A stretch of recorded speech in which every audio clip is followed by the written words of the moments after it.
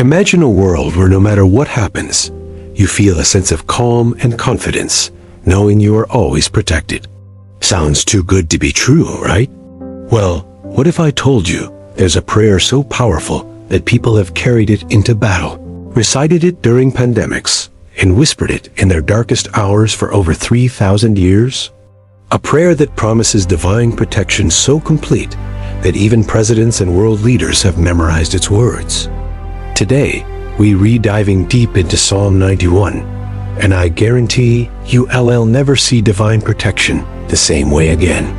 Whether you're facing anxiety, visible threats, or unknown dangers, this ancient text holds keys to supernatural protection that most believers never discover. Let's unlock the secrets of what many call the soldier's prayer, the fascinating mystery behind Psalm 91. Here is something that might surprise you. Psalm 91 doesn't actually have David's name on it.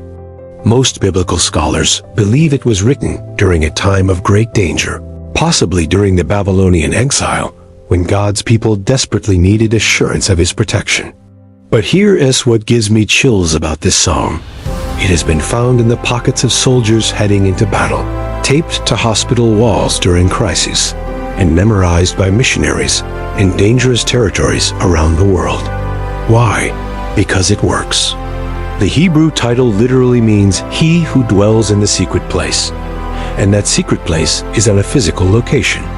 It's a spiritual position of trust and intimate relationship with God. Think about it. When you're in a secret place with someone, you're vulnerable, you're safe, you're hidden from the outside world. That's exactly the picture Psalm 91 paints for us. This isn't just about feeling cozy with God. This is about accessing a level of divine protection that most people never experience because they never learn how to truly dwell in that secret place with the Almighty. The four shields of divine protection. Psalm 91 reveals four distinct types of protection that most Bible readers miss. Each one addresses different kinds of threats we face in our daily lives. Shield number 1, terror protection. You shall not be afraid of the terror by night. This isn't about being scared of the dark. The Hebrew word here refers to sudden, paralyzing fear-panic attacks, anxiety that hits out of nowhere. Those 3A mental spirals where your mind races with worst-case scenarios. I used to wake up at 2 a.m. with crushing anxiety about things I couldn't control.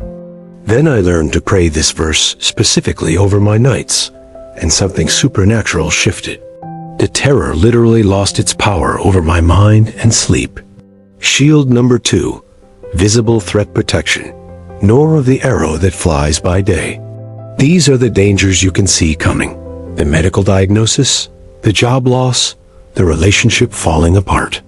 God promises protection even from the threats that are staring you directly in the face.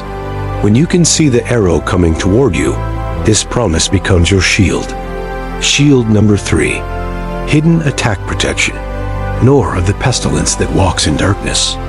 This covers the attacks you don't see, coming, the office gossip designed to harm your reputation, the betrayal from someone you trusted, the schemes being plotted against you behind closed doors.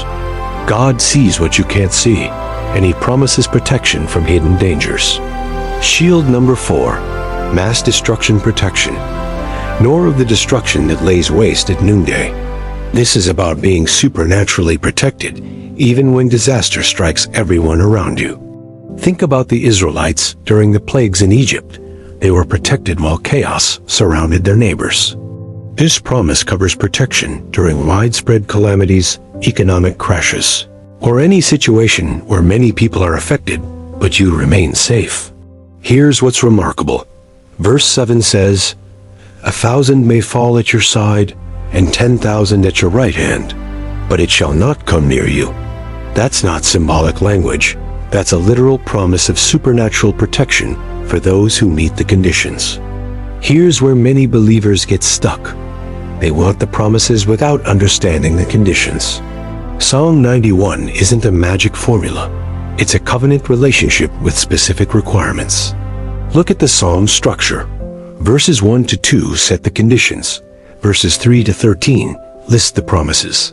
And verses 14 to 16 reveal God's response to those who meet the conditions. Condition 1. Dwell in the secret place. He who dwells in the secret place of the Most High shall abide under the shadow of the Almighty. The word dwell means to remain, to make your home there. This isn't a Sunday visit to God's presence. This is living there consistently. It means making intimate fellowship with God your daily reality, not just your crisis response. Condition 2. Declaration of trust. I will say of the Lord, He is my refuge and my fortress. My God, in Him I will trust. Notice it says, I will say. There's supernatural power in declaring your trust out loud. This isn't silent faith. It's bold, verbal declaration of God's protection over your life. I learned this during a season when everything seemed to be falling apart. I was reading Psalm 91, but not really living it. Then I started actually declaring it, every morning speaking it over my day, my family, my circumstances. Within weeks, I began seeing breakthrough after breakthrough. Not because the words are magic, but because my heart was aligning with God's promises through declaration. Condition 3. Love and know His name.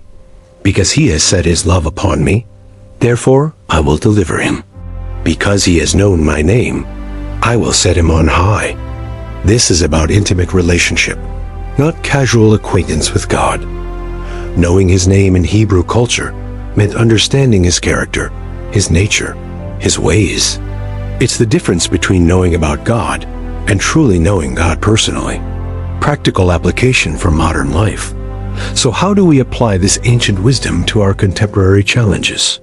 Let me share some practical steps that have transformed my own walk with God. Daily declaration practice start. Each day by declaring Psalm 91 over yourself and your family. Don't just read it, speak it with authority. Lord, I dwell in your secret place today. I abide under your shadow. I declare that you are my refuge and fortress. Specific situation prayers. When facing particular challenges, apply the specific promises. Struggling with anxiety or fear?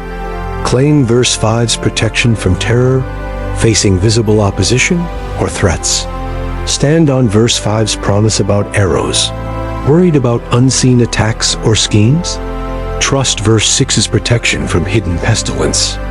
Concerned about widespread problems affecting others? Rest in verse 6's promise about destruction at noonday. A personal testimony. I want to share something vulnerable with you.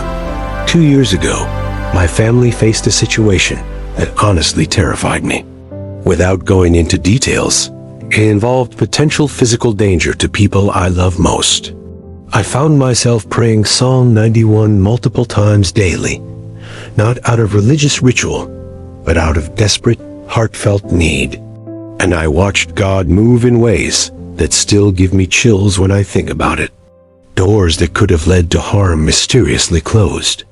People with ill intentions suddenly backed away for unexplained reasons. Circumstances shifted in our favor in ways that defied natural explanation. I'm not saying life became perfect overnight. I'm saying I learned the profound difference between living in fear and living under divine protection. Your next steps. Living under divine protection. Psalm 91 isn't just beautiful ancient poetry. It's a supernatural invitation to live differently. Here are the key principles to remember. First, protection requires position. You must dwell in the secret place, not just visit occasionally. Make intimate time with God your daily foundation. Second, promises require declaration. Speak your trust out loud. There's power in verbal declaration that silent faith alone doesn't access. Third, power requires relationship. This works through intimate connection with God, not religious ritual or magical thinking. Here's what I challenge you to do this week. Read Psalm 91 every single day. Pray it specifically over your current situations. Start each morning by declaring your trust in God.